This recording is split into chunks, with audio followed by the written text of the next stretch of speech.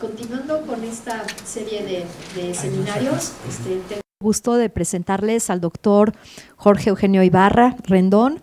Él es investigador en el Departamento de Biotecnología y Bioquímica de aquí de la Unidad Irapuato.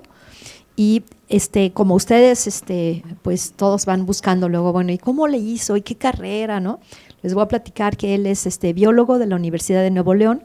Después hizo una maestría en entomología en Tapachula. En Tabasco. En Tabasco, ahí la llevaba. Y después hizo su doctorado en Estados Unidos en la Universidad de California en Riverside. Y él ha sido investigador aquí con nosotros hace muchos años y yo digo que es uno de los principales entomólogos que hay en el país. Ha hecho muchísimo trabajo en control biológico, pero también en muchas áreas pues que atañen al control biológico de insectos, con bacterias, con virus, con hongos y cualquier cosa que quieran saber ustedes de control biológico, pues él es el que más sabe. Entonces, también aprovechen para hacerle todas las preguntas que quieran. Okay. Gracias. Creo que sí funciona, ¿verdad?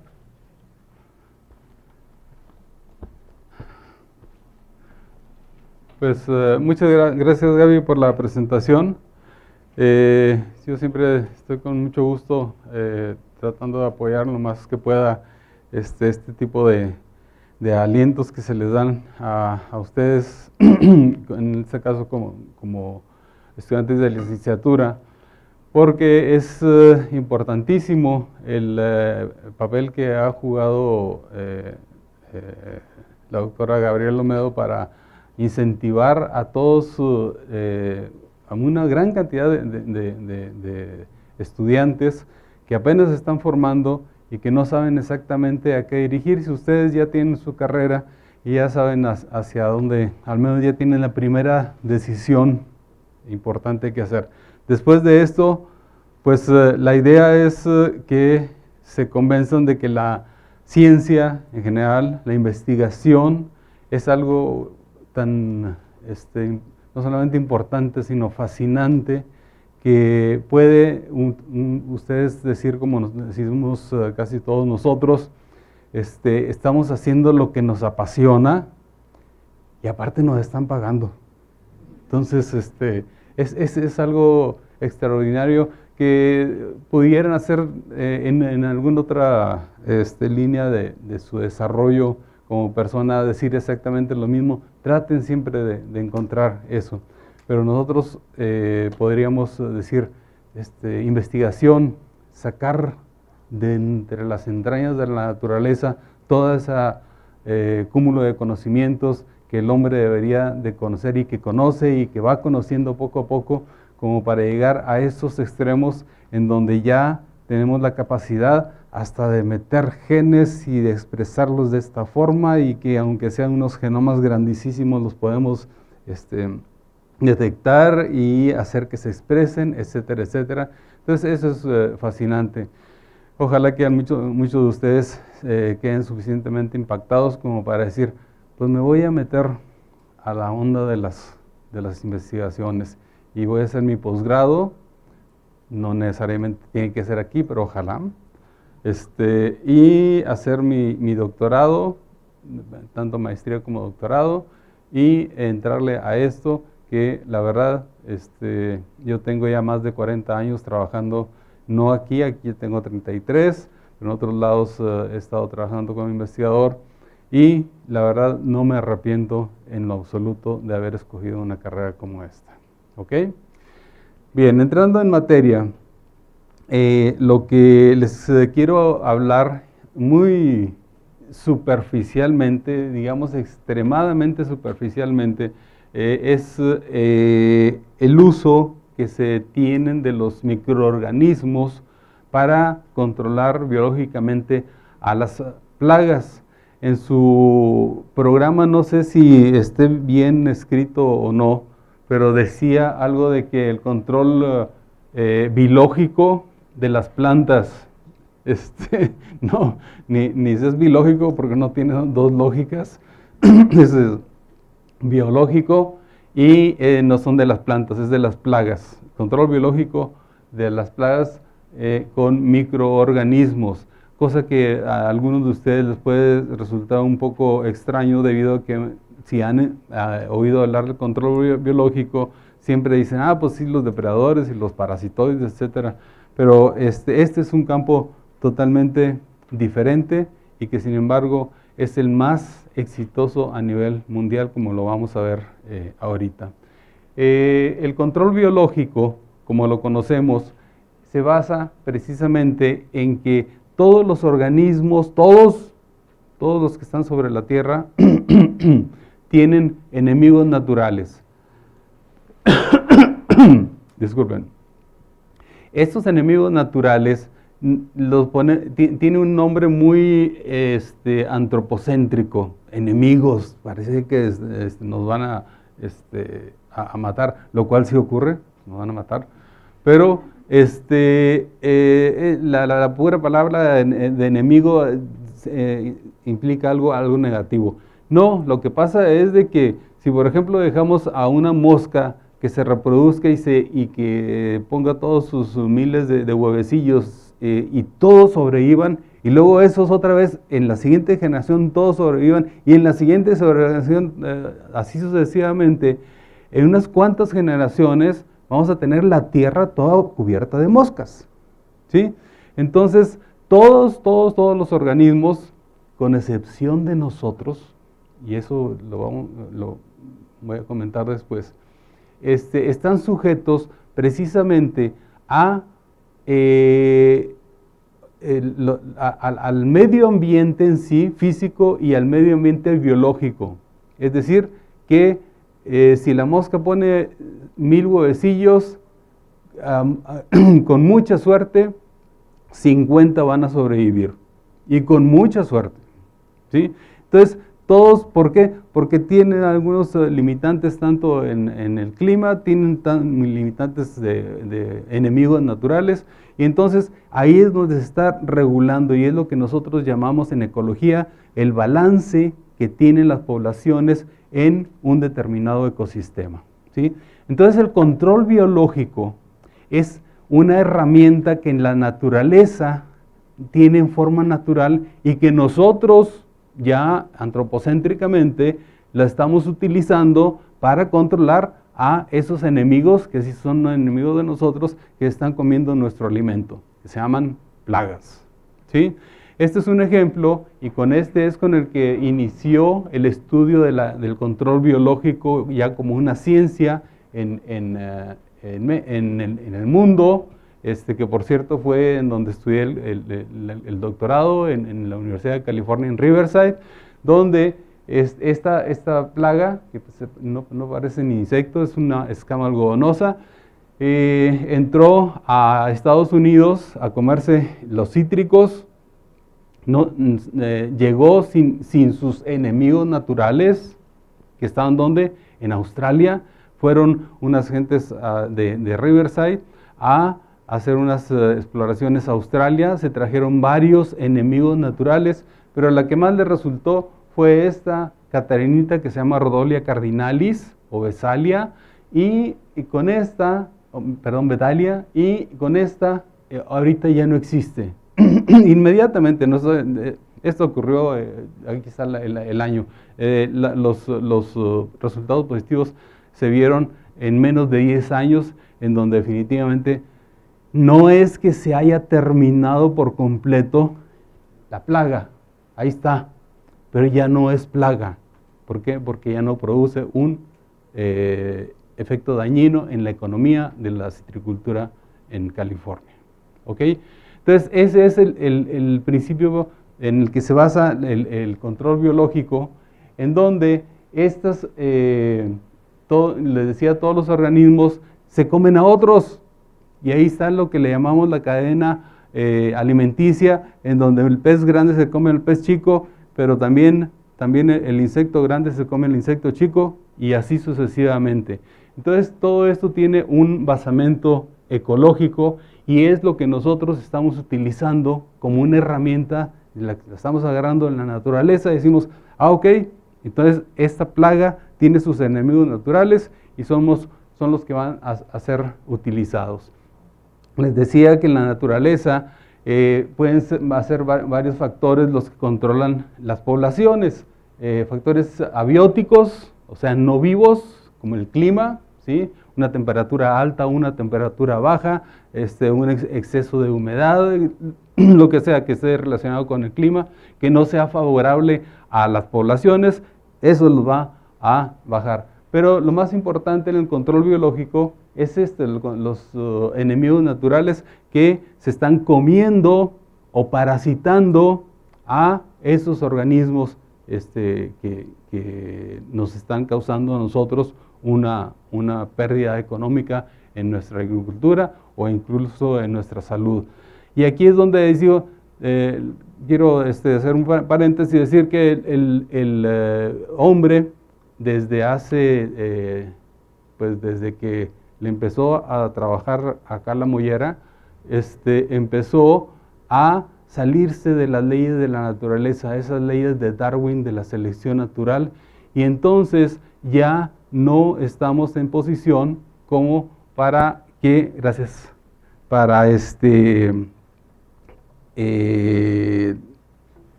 a poner aquí, para que una enfermedad tan sencilla como el sarampión o una enfermedad tan sencilla como un catarro ya no nos mate, ¿sí? ¿Por qué? Porque ya tenemos algo que nos funciona aquí, que nos dice, no, es que si le experimento esta plantita, a lo mejor esta va a funcionar mejor. Si le experimento con esta otra cosa, me voy a quitar ese problema. Y entonces por eso el hombre que antes tenía nada más una distribución en la parte ecuatorial de África, se empezó a extender por todos lados. ¿Por qué? Porque nos quitamos nuestros enemigos naturales y porque nos quitamos nuestros factores climáticos. Nos da frío, nos ponemos un abrigo. Nos da calor, pues nos ponemos una tanga. Y entonces así lo podemos solucionar. Entonces, ese es el paréntesis que quería hacer. En control biológico nosotros sabemos que las poblaciones de todos los organismos fluctúan a través del año, por ejemplo, y hay una temporada donde suben, otra donde bajan, y así sucesivamente. Y los enemigos naturales tienen un papel muy importante en ello, que a veces están relacionados que cuando sube la plaga, despuesito sube el enemigo natural, luego baja la plaga, baja el enemigo natural y así sucesivamente.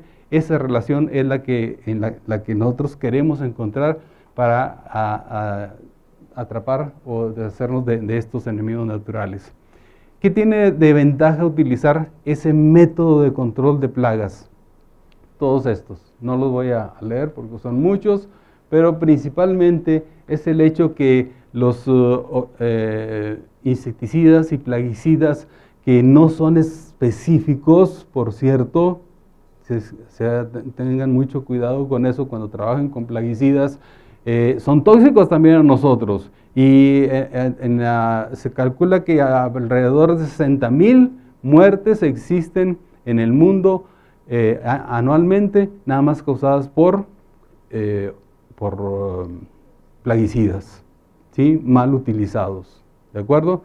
Desafortunadamente, y me duele muchísimo hasta el hígado decírselos, pero en la actualidad los números o la cantidad de alimento que se produce en el mundo para alimentar, ayer sacó la ONU el número que se encuentra ahorita la población humana, que es de 7.6 o 7.600 millones, 7.600 millones de personas en el mundo, ¿ok? Allá lo manejan en billones, pero es otro sistema. Entonces, ya somos un titipuchal de gente y hay que darle de comer, ¿sí? Entonces, pues querramos o no, eventualmente, aunque no lo querramos, vamos a utilizar los plaguicidas, pero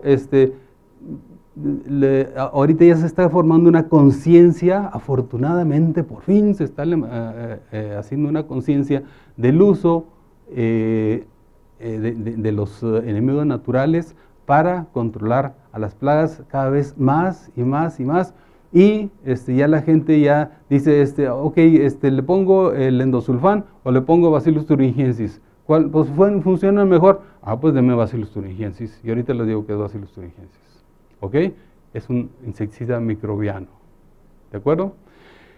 Entonces, ¿cuáles son ya los tipos de enemigos naturales? Ya les decía yo que a lo mejor muchos de ustedes están más familiarizados con los parasitoides, con los depredadores, pero estos patógenos, bueno, primero los parasitoides y depredadores normalmente son otros insectos que se comen a los insectos, ¿sí? Los patógenos es otro rollo, como quien dice, porque son microbios que causan enfermedades a los insectos y con eso los matan. Y eso es de lo que vamos a hablar ahorita. Ahorita nada más les voy a decir algunos ejemplos de parasitoides, como esta gallina ciega que encontramos aquí en Acámbaro y que estaba parasitada, ectoparasitada, está por fuera, con una larva de una avispa, o esta que también encontramos aquí en el municipio de Juventino Rosas, en donde, no sé si lo alcancen a ver, son puros pulgones, el pulgón amarillo del sorgo, ¿sí?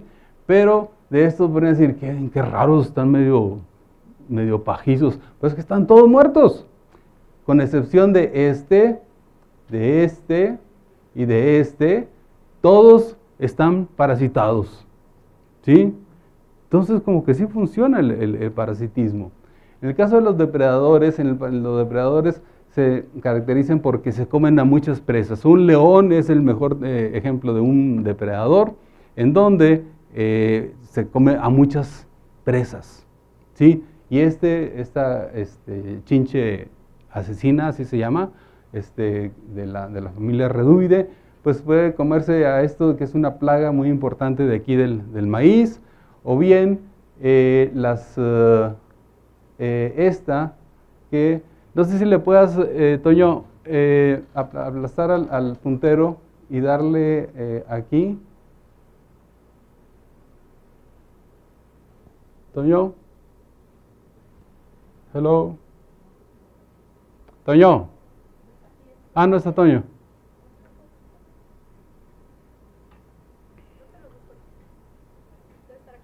¿No está? No, bueno, déjalo.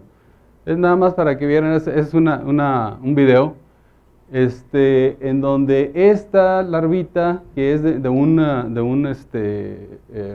catarinita, se está comiendo a este pulgón que está aquí. Y por eso ahí está. Ahí se lo está comiendo. Y las catarinitas son excelentes comedoras de pulgones, excelentes, ¿sí? Entonces, ese es uno de los que hemos encontrado. Por cierto, aquí hay un pulgón atacado por un hongo, que resultó ser también bastante interesante en estas poblaciones que tenemos aquí en el Bajío. Por cierto, pulgón amarillo del sorgo es una plaga invasora que nos llegó de nuestros primos del norte, pues. A ver si ya la apagamos. Ahí está. Ay, ya me fue mucho.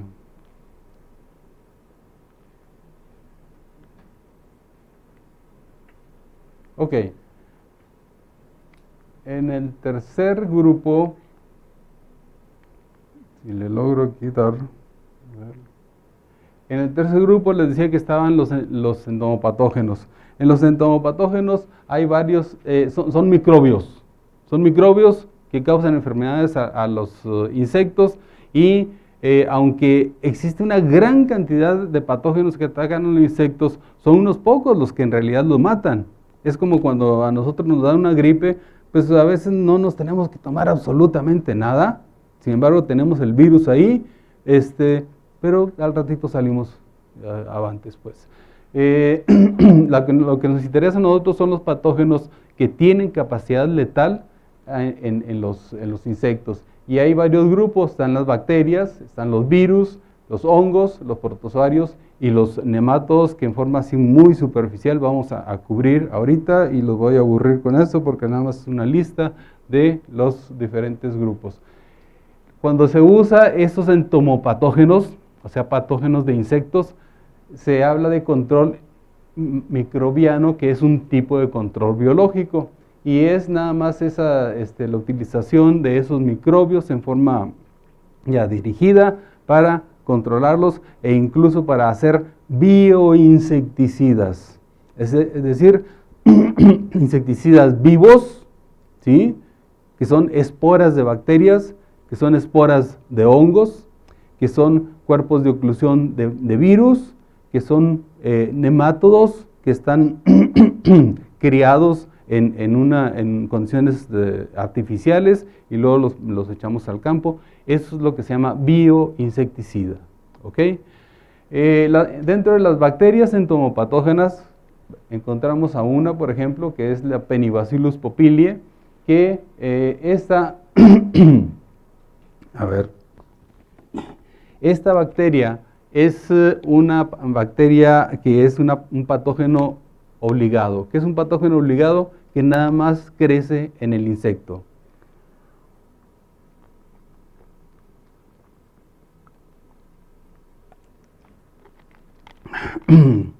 Queremos cultivarlo en un medio artificial, en un fermentador, no podemos. Tiene que ser en el insecto. ¿Y qué ataca este Penibacillus popiliae? A las gallinas ciegas. A estas plagas que pueden ser muy importantes, llegar a ser muy importantes, sobre todo en Jalisco y en Michoacán, en maíz, causándoles lo que le llaman la enfermedad lechosa. Esta es la sangre del insecto, que se llama hemolinfa, y si le cortamos una patita a una larva enferma, vamos a verla así como lechosa, por eso se llama enfermedad lechosa.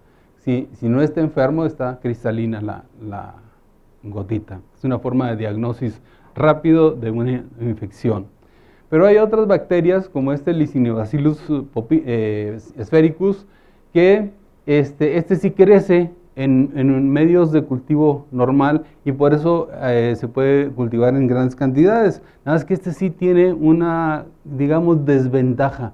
Es extremadamente específico, que para el punto de vista ecológico es muy bueno, no va a matar a nada más, pero para el punto de vista comercial no es muy bueno. ¿Por qué? Porque nada más ataca Culex, o sea, a los mosquitos específicamente del género Culex.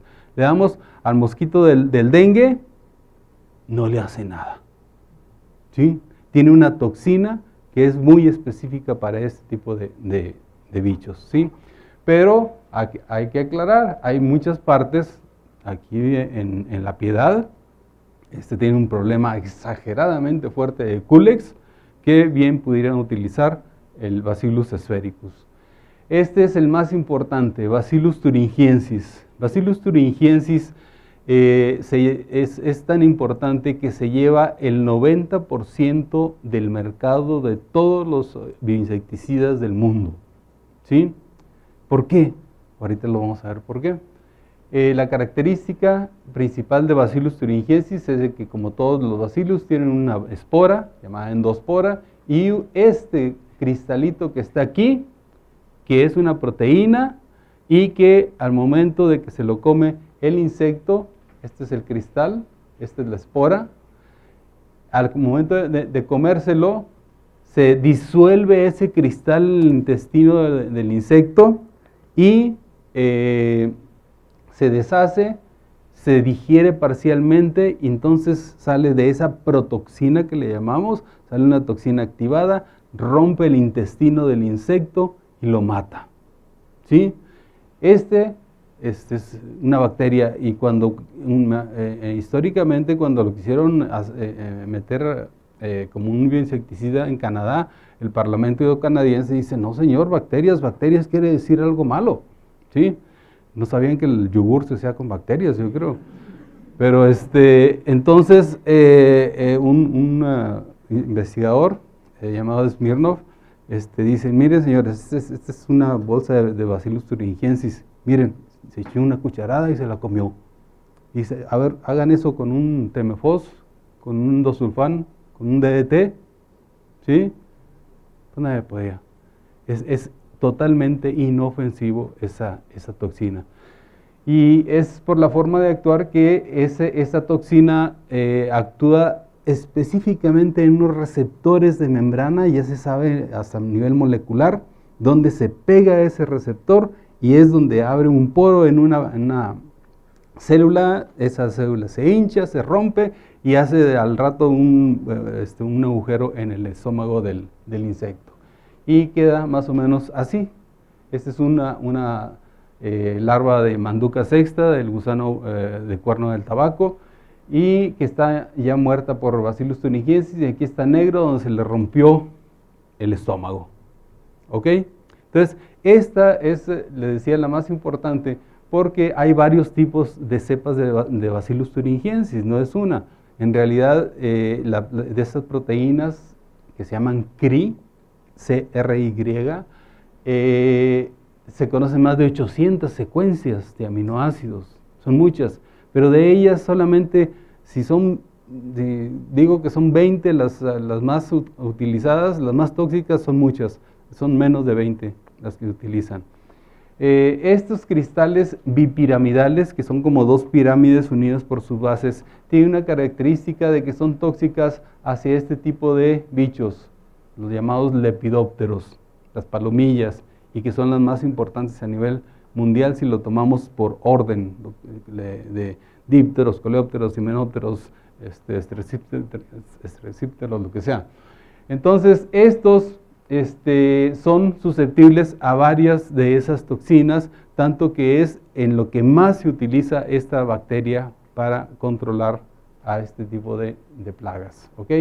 Pero existe otro tipo que no tiene el cristal bipiramidal, sino más bien amorfo, con varias inclusiones, y este es específico, también específico, de estos bichos, mosquitos y genes. Y es a diferencia de Bacillus sphaericus, este BT por Bacillus thuringiensis, sí ataca a Anopheles, a Aedes, Anopheles el que transmite la malaria, a Aedes que transmite el dengue, a Culex que transmite las filarias, y bueno, y Aedes que transmite la fiebre amarilla, no nada más el dengue, el chikungunya, el Zika. Por eso es tan importante ese mosquito. Y es afortunadamente el más susceptible a esta toxina de Bacillus thuringiensis. En el tercer lugar tenemos otro que aquí no se alcanza a ver, no lo alcanzan ustedes a ver muy bien. Aquí está un cristal, ¿sí? Y lo que tiene es una actividad sobre este tipo de bichos. Normalmente dice sobre coleópteros, no son todos los coleópteros. Coleópteros es un mundo de insectos. Antes se decía que por cada 5 especies de algas, plantas, hongos, etcétera, uno era un coleóptero. Entonces, es el grupo más diverso que existe de insectos, y los insectos son el grupo más diverso de todo el mundo.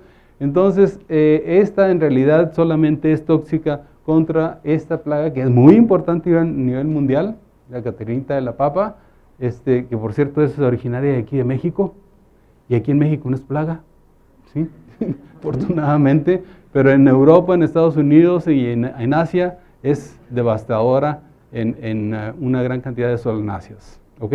Y esa tercera cepa de Bacillus thuringiensis es altamente tóxica contra este bicho, ¿ok? ¿Cuál es una de las razones por la que Bacillus thuringiensis es tan exitoso como un bioinsecticida? Pues el hecho de que se puede producir en estos fermentadores, o incluso unos más grandes de 10,000 galones, ¿sí? Entonces se puede producir por toneladas. Le ponen aquí el medio de cultivo, ¿sí? Le ponen todas las condiciones de fermentación adecuadas que necesitan, de aireación, de pH, de temperatura, etcétera, etcétera, y se ponen a producirlo, y hay cientos de productos a nivel mundial a base de esta bacteria, principalmente la que se utiliza contra coleópteros, ¿sí? Entonces, esa es una de las grandes ventajas de Bacillus thuringiensis, y por eso les decía, más del 90% del mercado de los bioinsecticidas se lo lleva Bacillus thuringiensis de calle. ¿Ok? Si le seguimos, bueno, estos no son algunos de los pocos, unos pocos de los muchos bioinsecticidas a base de Bacillus thuringiensis, tanto para control de lepidópteros como control de mosquitos. Estos, por ejemplo, son unos pellets que cuando se los ponen en el agua donde crecen las larvas de los mosquitos, por cierto, no es contra los adultos con los que los ataca, es contra las larvas, los ponen y se quedan flotando. ¿Por qué? Porque los mosquitos siempre salen, las larvas de los mosquitos salen siempre a respirar a la superficie, y ahí es donde están comiendo, y ahí es donde se encuentran a estos pellets que son los que los matan, y los matan casi instantáneamente, ¿sí? Otro grupo es el de los virus entomopatógenos. Existen muchos virus entomopatógenos.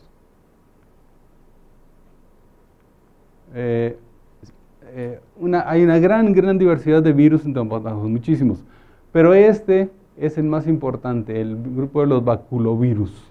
Báculo porque viene de un báculo, es un bastón, ¿sí?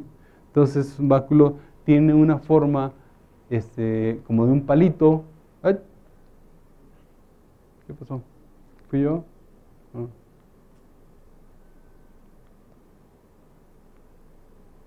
Parece como un palito. Estas son las nucleocápsides, y estas, recuerden que los virus no son organismos, no tienen un metabolismo, entonces estas están recubiertas por una matriz proteica, y esto era lo que me refería con las inclusiones, o más bien oclusiones, cuerpos de oclusión, más específicamente, que se pueden utilizar como agentes de control. Las larvitas, cuando se lo comen, también no rompen el intestino, sino que ahí sí hacen una infección en cada una de las células, ¿sí? Pero eso es en forma geométrica, de tal forma que una célula produce miles de virus que van a infectar a otras células que están a un lado de ese órgano infectado, y así sucesivamente, hasta que queda el bicho hecho una masa informe de que es como un saco de virus. Es decir, aquí no es como en el caso de Bacillus thuringiensis, aquí sí, estas gotitas que están saliendo de este bicho que ya está muerto, sirven para infectar a otros de las mismas plagas, ¿sí? Por eso una aplicación puede durar para 2 o 3 generaciones, ¿de acuerdo? En el caso, este es nada más para que le vean todo el desarrollo de la infección, ¿sí? Hasta que ya queda hecha totalmente casi agua, pues y aquí lo que vamos a encontrar son 5 por 10 a la 9 cuerpos de oclusión. Échenle cuentas. Son muchísimos, miles de millones de cuerpos de oclusión por cada uno de estas larvitas que se mueren, ¿sí? Entonces, esta en la actualidad se está tratando de utilizar para controlar uno de los principales, y no es que el más importante de las plagas de aquí en México, que es el cogollero del maíz, Spoptera frugiperda, que aquí en la Universidad de Guanajuato, junto con nosotros, estamos trabajando en ese tipo de virus que tienen un alto potencial para ser utilizados como un agente de control. La producción, el primer limitante, es cara. ¿Por qué? Porque recuerden que los virus no se le puede poner un medio de cultivo y se empiezan a reproducir solos. No, esos son parásitos obligados y necesitan forzosamente ser producidos en el mismo insecto. Entonces lo que se necesitan es tener, que ya se tienen, insectarios grandísimos que produzcan millones de larvas susceptibles cada día, y esas las infectamos con el virus, aquí está más o menos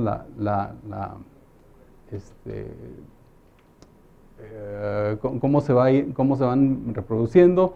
Aquí ya se murieron, aquí se infectan, aquí ya se mueren, aquí ya se pulverizan, aquí se formulan, y aquí están algunos de los ejemplos que se tienen de estos tipos de bioinsecticidas a base de baculovirus. ¿Ok? ¿Qué tanta especificidad tienen? Extremadamente alta, al extremo de que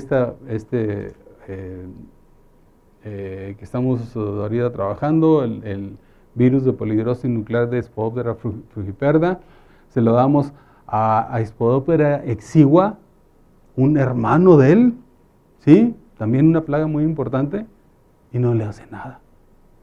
Es incluso más específico que las toxinas de Bacillus thuringiensis, ¿sí? Pero vale la pena para las plagas más importantes que se pueda utilizar este tipo de alternativas. Pues. Esos son algunos de los productos. Es increíble, pero aquí en México no se producen, pero sí se producen en Guatemala, se producen en Bolivia, se producen en Perú, y en el mayor productor a nivel mundial, Brasil. ¿Sí? Y nosotros no producimos nada. ¿Sí? Nada más para que les quede en la mente. Hongos, entonces, sí. ¿Cómo funcionan estos que, por ejemplo, no sé, medio cómo lo ponen? Como cualquier otro insecto, bueno, va a depender del tipo de insecto que quieras controlar. Por ejemplo, en el caso no sé, en Perú lo usan para controlar una palomilla que ataca a la semilla de la papa. ¿Sí se dan cuenta de la semilla de la papa? No, es otra papa. ¿Sí? No, esas no tienen semilla. Bueno, sí tienen semilla, pero la que se siembra es un pedacito de una papa que tiene lo que le llaman un ojito, ¿sí? Que no es más que una yema, y eso es lo que se siembra. Entonces, esas semillas, entre comillas, son atacadas por cuando están en los almacenes, que los tienen ahí ya listos para la siguiente temporada. Entonces, los cubren con el formulado que tiene mucho talco y tiene el virus, ¿sí? Y entonces los revuelven ahí y entonces si viene una larvita de la palomilla, recuerden, esto es nada más para larvas, entonces llega, se lo come, pero se come también el virus, lo infecta y se muere. Y ya. ¿Sí? ¿Contesté tu pregunta? Ok. Hongos entomopatógenos, otro microorganismo, son de los más diversos que se encuentran atacando a los insectos. Hay muchísimos hongos que atacan a los insectos, a diferencia de las bacterias, que son unas cuantas nada más. Todos estos son ejemplos de hongos que atacan a insectos, algunos de ellos que hemos encontrado aquí, como esta Neumuria que está aquí, como estas de entomoftorales. Y aquí la gran diferencia es que cómo atacan al insecto. Llega una espora a la superficie del insecto, al integumento, al exoesqueleto, ¿sí? El exoesqueleto está cubierto, recuerden que por ser un animal terrestre, tiene que estar recubierto de algo, porque si no se seca y se muere. Igual que nosotros, si nos quitan el epitelio, nos morimos, secos, desecados, ¿sí? No son como los peces o cualquier otra cosa que no necesitan eso. Tiene una cubierta de cera, y esta espora, cuando llega ahí, químicamente detecta esa combinación de cera y dice, de aquí soy. Es decir, reconoce su hospedero, germina, forma un tubo germinal, y luego lo que le llamamos un apresorio, que lo que hace es meterse a través del integumento del insecto, ¿sí? Aquí se va metiendo por medio de enzimas que van degradando el integumento, y entonces cuando ya llega al interior, esta es la parte exterior, esta es la parte interior, se forman estas estructuras que se reproducen profusamente en la sangre del insecto, comiéndose todos los tejidos que tienen, y al final lo que queda es, vuelven a salir al exterior, ya cuando está muerto el insecto, que se le llama momificado. Esta es una de ellas, esta es Boveria bassiana, la muscardina blanca, y lo que se ve el bicho es más o menos así.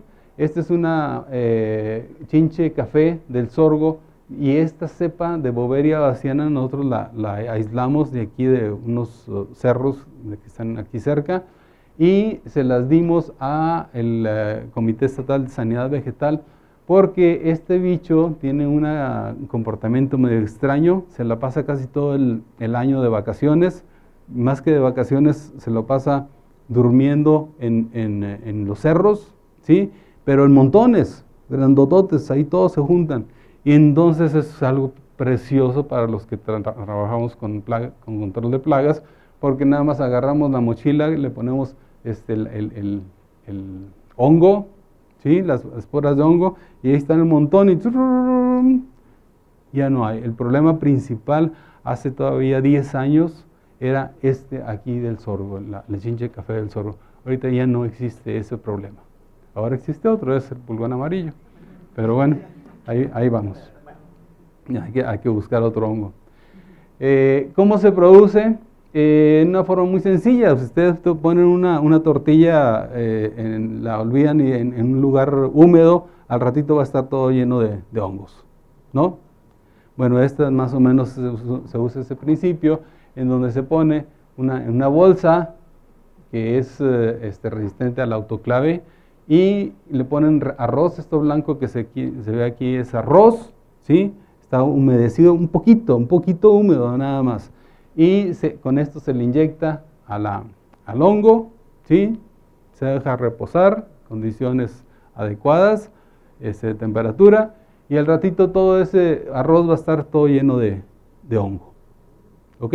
Entonces de aquí lo extraen, las esporas del hongo, y con eso hacen la producción de esos hongos, ¿ok?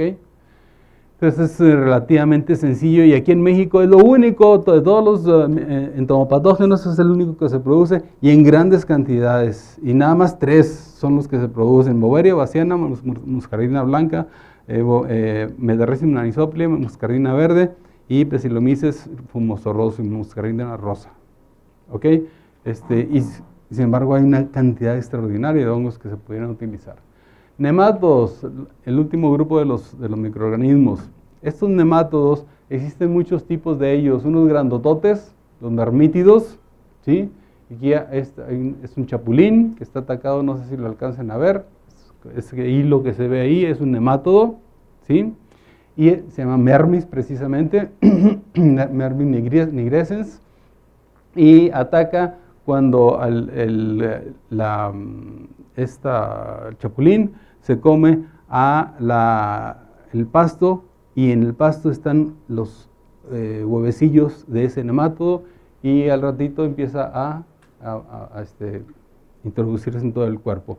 Este es otro, ahora este es muy diferente, se llama Romanomermis, y ataca a las larvas de los mosquitos. No sé si alcancen a ver unos hilitos que están aquí en el tórax de las larvas. Esos son nemátodos, ¿sí? Esos también se han utilizado, pero nada más a nivel experimental, aquí en México, específicamente en Oaxaca, y han funcionado bien, nada más que hace falta un poco más de investigación, ¿ok? Entonces son los nemátodos grandes, pero hay otros nemátodos que sí son microscópicos, ¿ok? O sea, se caen en el rango de los microorganismos. Estos son 2 géneros, Steinernema y Heterorhabditis, que lo que hacen es atacar al insecto. No lo alcanzan a ver muy bien, pero estas cositas que están aquí son puros nemátodos, Esta es una foto que también sacamos de una gallina ciega también aquí de Acámbaro. Está toda llena de nemátodos. Tiene una forma muy especial de atacar al insecto. En realidad el nemátodo no está matando al insecto. lo que está haciendo es penetrar normalmente por el ano al insecto. Ahí penetra el intestino y se mete a lo que es el hemocele, que es la cavidad donde están todos los organismos, perdón, los órganos, donde está la sangre, y vomita, regurgita unas bacterias que tiene ahí en el esófago, ¿sí? Y esas bacterias, que pueden ser de dos géneros, Caenorhabdus y Photorhabdus, esas tienen una capacidad extraordinaria, lo que le llamamos nosotros virulencia, pero que puede matar al bicho, la bacteria puede matar al bicho en 1, 2 días a lo mucho, ¿sí? Entonces, ¿quién mató al insecto? ¿El nematodo o la bacteria? La bacteria es el que mata al insecto. Sin embargo, si nosotros se lo damos de comer esa bacteria al bicho, no le hace absolutamente nada. Pero que si lo inyectamos, es otra cosa. Lo inyectamos y va a matar al bicho bien rápido. ¿Ok? O sea, necesita un vehículo que es el nematodo, ¿sí? Después, eso sí, el nematodo de lo que se alimenta, ¿de qué es? De las bacterias, ¿sí? En realidad el nematodo es un bacteriófago, y eso es muy importante porque este es más o menos el ciclo, que no me voy a meter en muchas complicaciones. El caso es que, sabiendo que lo que se come el nematodo es la bacteria, y la bacteria se puede cultivar en fermentadores, en la actualidad los bioinsecticidas a base de nematodos se producen en fermentadores. ¿Por qué? Primero se inocula a la bacteria, crece la bacteria, después se inocula el nematodo, ¿sí? Y se produce el nematodo en grandes cantidades. ¿Ok? Esto en Zacatenco, en Cinvestav, Zacatenco, lo han hecho ya, han sacado varias investigaciones muy interesantes acerca de eso. ¿Ok? Entonces, esos son los insecticidas a base de nematodos. Nada más que hay un problema. A diferencia de hongos, de virus, de bacterias que toleran la sequedad, los nematodos no toleran la sequedad. Es decir, un producto como estos tienen una vida de anaquel bien corta. Tanto que en Inglaterra va uno al supermercado y dice, voy a comprar unos nematodos. Y se queda uno así, ¿cómo que vas con nematodos? No, lo que compras es una tarjeta postal, ¿sí? Y la paga, la pone saliendo allá, pues en todos lados hay buzones, pone el buzón, ¿sí? Y pues allá como sí funciona el servicio postal, entonces a los 2 días le llega a su domicilio un paquete con los nematodos, ¿ok? Y ¿por qué? Porque tienen que estar frescos para ser utilizados. Y de ahí que haya muchos tipos de formulaciones que permitan el mantener la humedad de esas formulaciones, al menos aquí adentro, para que el nematodo se mantenga vivo. ¿Ok? Es una de las limitantes, pero se está trabajando en varias cosas. Nosotros mismos hemos estado trabajando también allá con Zacatenco para utilizar perlitas de alginato en donde se puede embeber y puedan permanecer más tiempo en almacenamiento. ¿Ok? Sí, ya por terminar. Estos son todos los diferentes tipos de microorganismos que se utilizan para control biológico. ¿Ok?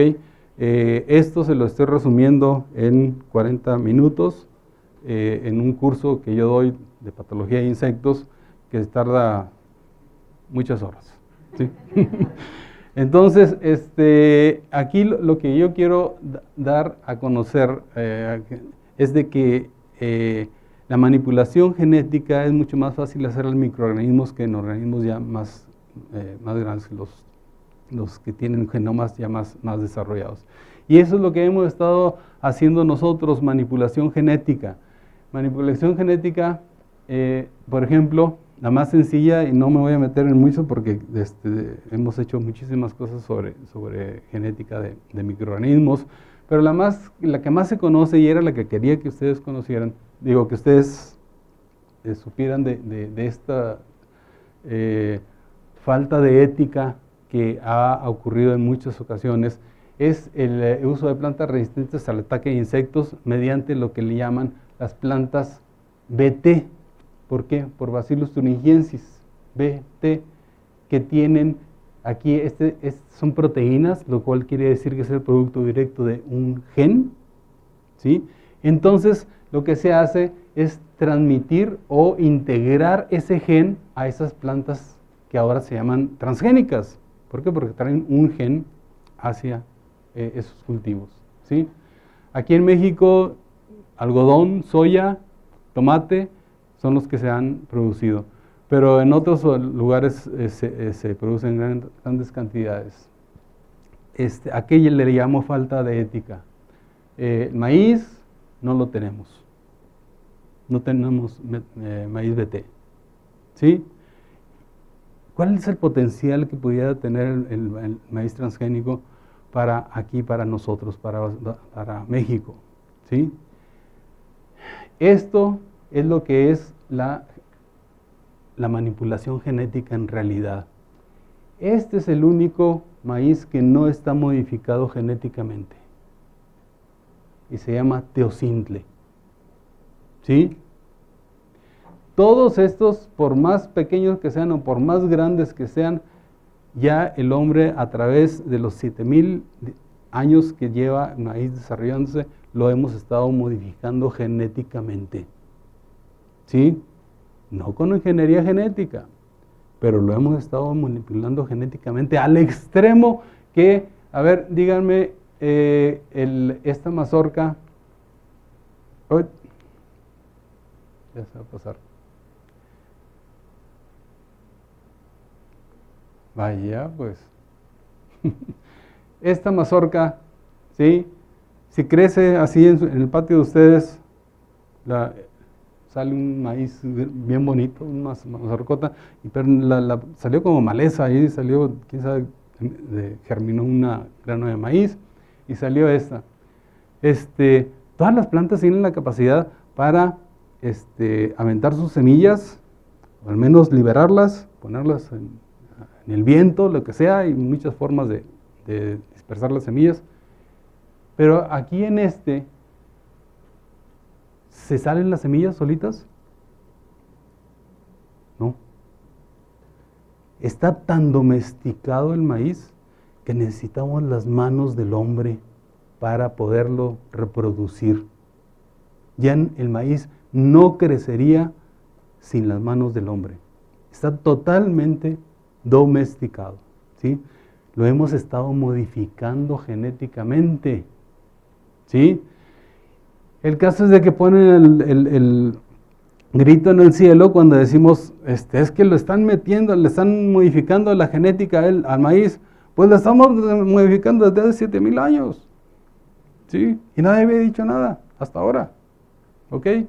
Y sin embargo, existen una multitud de plagas, principalmente esta, que es la más importante en México, que pudiera ser atacada eficientemente con maíz transgénico, ¿sí? Pero nada más por cuestiones políticas, por cuestiones ideológicas, no se permite todavía el uso de maíz transgénico aquí en México, ¿ok? Y lo mismo es en el algodón, donde también hay plagas. Sí lo tenemos aquí en México, al extremo de que este gusano rosado, que era una de las principales plagas de algodón aquí en México y en Estados Unidos, en el norte de México ya no existe gusano rosado. Se erradicó, ¿sí? ¿Por qué? Porque ahí sí se usa algodón transgénico, ¿ok? A ese nivel podemos ser tan eficientes en las plantas transgénicas. Y sin embargo, ¿qué ocurre? Encontramos este tipo de mensajes en todos lados, ¿sí? Y salen con que las plantas Frankenstein y no sé qué tantas cosas, sin ningún fundamento científico, ni un solo fundamento científico. Nosotros hace algunos años, para la Semarnat, hicimos unos estudios sobre estudios de riesgo para la introducción de maíz. Reunimos más de 800 artículos científicos, no de estos tipos de basura, científicos, ¿sí? Donde nos decían que es perfectamente seguro introducir maíz casi en cualquier lado.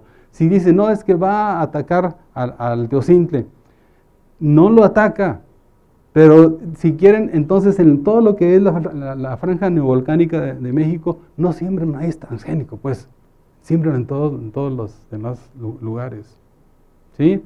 Pero ese tipo de cosas son las que a veces nos irritan mucho a nosotros los científicos, porque que fue una ganancia que tuvieron en Europa los grupos ambientalistas, llegaron incluso a decir, gracias por ignorar a la ciencia.